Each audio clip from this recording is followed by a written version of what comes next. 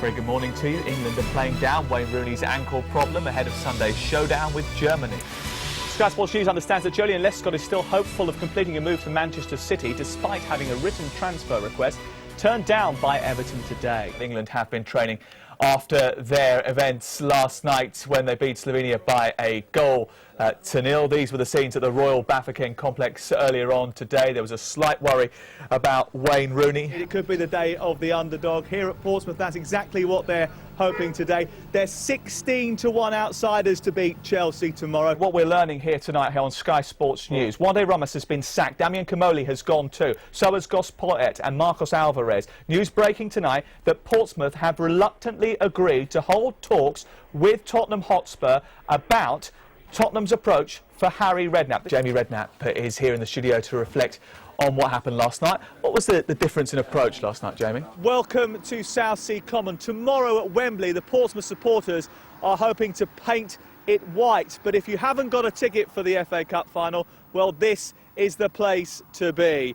What has happened to Arsenal? Well, Kai Wayne has pleaded with Wenger to sort the striker problem out. Please sign Stern John, he says. A forward line of John and Eduardo can't be any more stupid than what you have now.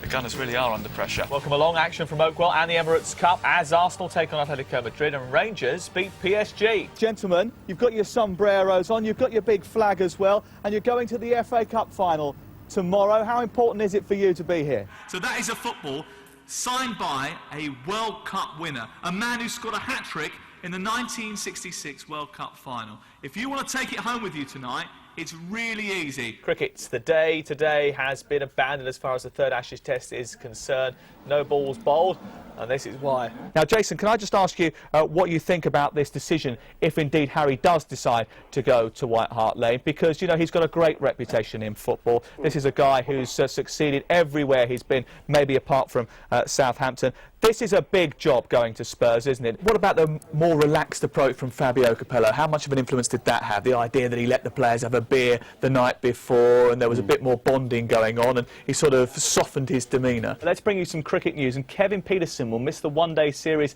against Australia after suffering an infection in the scar tissue of his Achilles. He's also doubtful for the Champions Trophy, which starts next month.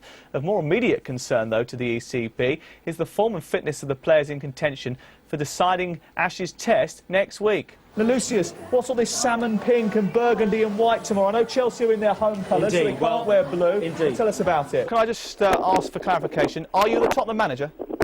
Yeah, I think it's going to be done tonight, Sam. Yeah, it'll be sorted out, and by tomorrow morning I should be in place, I think, you know.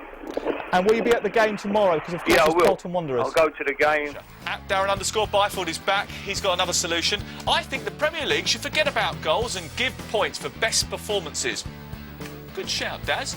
Although you get the feeling that after 7 games without scoring a goal for Walsall, he might just be trying to help himself out there. Injury news from the Premier League now, and Tottenham's Jonathan Woodgate has had minor surgery on a groin injury. This is what they're going for, the FA Cup, although I think it'll look a little bit better tomorrow at Wembley.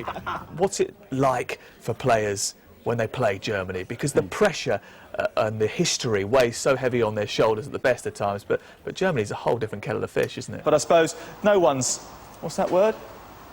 Invincible. Yeah, I'll have another part of that, please, Malcolm, if you don't mind. Goals as they go in right here tonight. Ed Chamberlain is up next. He's got Paul Jewell, Paul Merson, Tony Cottee and Paul Walsh just around the corner. If you're looking for omens, then look back no further than the 12th of December 1960. That was the last occasion that Portsmouth beat Chelsea. It was 50 years ago. And the #1 single that day seems quite apt. It was Elvis Presley's It's Now or Never.